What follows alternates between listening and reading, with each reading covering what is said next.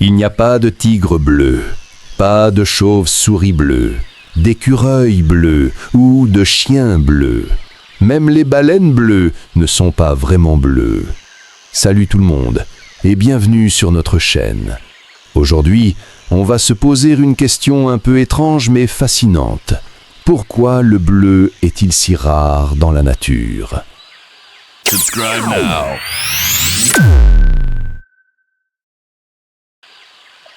Pensez-y. On voit du vert partout, du rouge, du jaune, mais le vrai bleu, le bleu intense, est beaucoup plus difficile à trouver. Pourquoi cette couleur semble-t-elle si spéciale? Restez avec nous, car la réponse se trouve dans un mélange incroyable de physique, de chimie et de biologie. D'abord, mettons les choses au clair. Quand on pense au bleu dans la nature, on pense immédiatement au ciel et à la mer. Mais surprise, ni l'un ni l'autre ne sont réellement bleus. Ce n'est pas un pigment.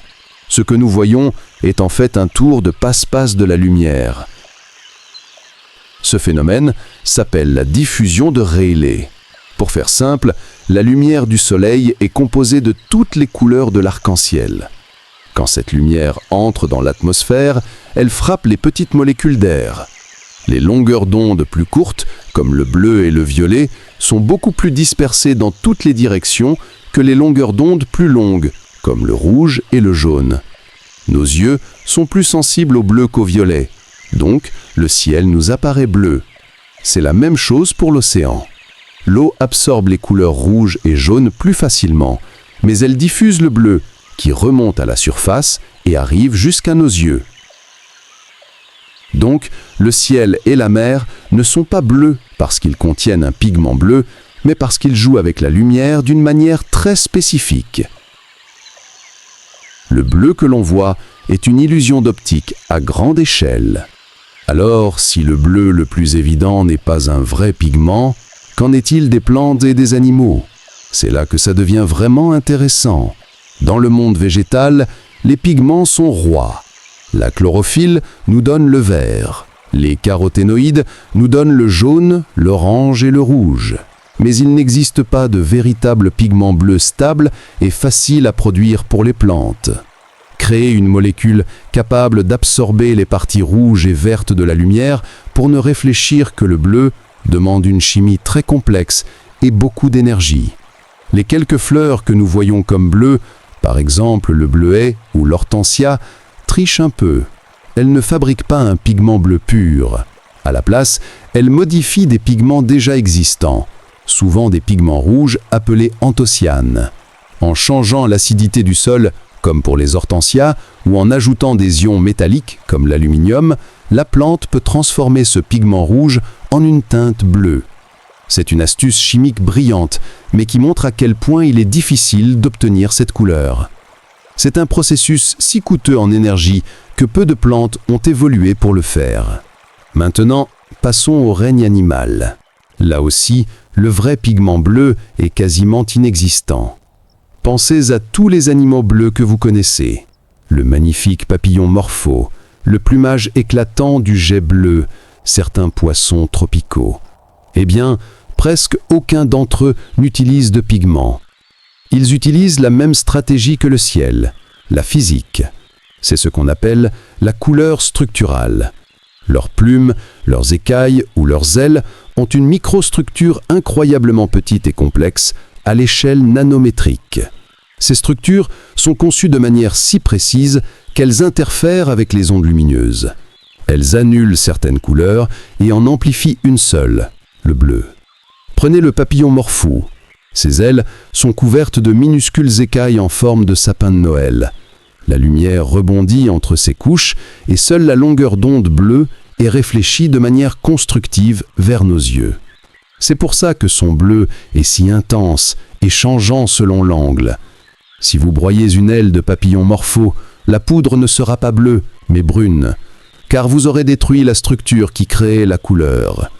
C'est une preuve fascinante que cette couleur n'est pas chimique, mais physique.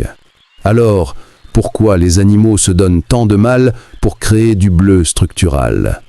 La rareté même du bleu en fait un signal très puissant.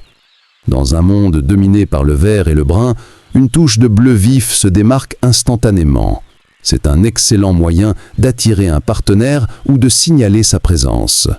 Le jet bleu utilise son plumage pour la communication sociale au sein de son groupe. Les couleurs vives des poissons de récifs coralliens servent à la fois d'attirer des partenaires et de défendre un territoire. Le bleu est un panneau publicitaire naturel qui dit « Regardez-moi ». Mais il y a une exception notable. Un seul animal connu qui produit un véritable pigment bleu, le papillon olive wing. Il a réussi à faire ce que presque personne d'autre n'a fait. Les scientifiques étudient encore comment il y arrive, mais cela montre à quel point c'est un exploit biochimique rare. Enfin, il y a un autre aspect fascinant, notre propre perception. Est-ce que les anciens voyaient le bleu comme nous? C'est un débat célèbre. Dans les textes anciens comme l'Odyssée d'Homère, la mer est décrite comme étant « couleur de vin d'orme », jamais bleue. Certains chercheurs pensent que, sans un nom pour la couleur, les humains ne la voyaient pas distinctement. C'est seulement lorsque les Égyptiens ont commencé à créer le premier pigment bleu synthétique, le fameux bleu égyptien, que la couleur a commencé vraiment à exister dans la culture humaine. C'est une idée incroyable. La couleur n'existe peut-être pas vraiment dans notre conscience tant qu'on n'a pas un mot pour la nommer. Cette théorie est débattue, mais elle montre à quel point notre relation avec le bleu est complexe, à la fois physiquement et culturellement.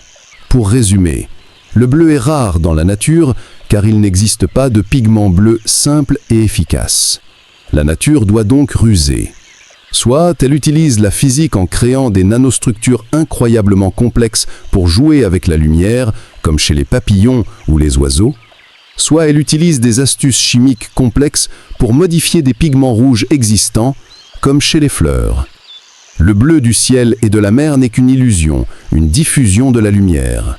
Sa rareté en fait un signal visuel puissant, utilisé pour la séduction et la communication. Finalement, cette couleur que nous associons à la tranquillité et à l'infini est le fruit d'une ingénierie naturelle spectaculaire et d'une physique complexe. La prochaine fois que vous verrez une fleur bleue ou un oiseau bleu, vous saurez que vous regardez une petite merveille de l'évolution. Voilà pour aujourd'hui. J'espère que cette plongée dans le monde du bleu vous a plu. Si vous avez appris quelque chose, n'hésitez pas à laisser un pouce en l'air, ça aide énormément la chaîne. Et si vous connaissez d'autres exemples de bleu incroyables dans la nature, partagez-les dans les commentaires. On adore vous lire. N'oubliez pas de vous abonner et d'activer la cloche pour ne manquer aucune de nos prochaines explorations scientifiques. Merci d'avoir regardé et à très bientôt pour une nouvelle vidéo.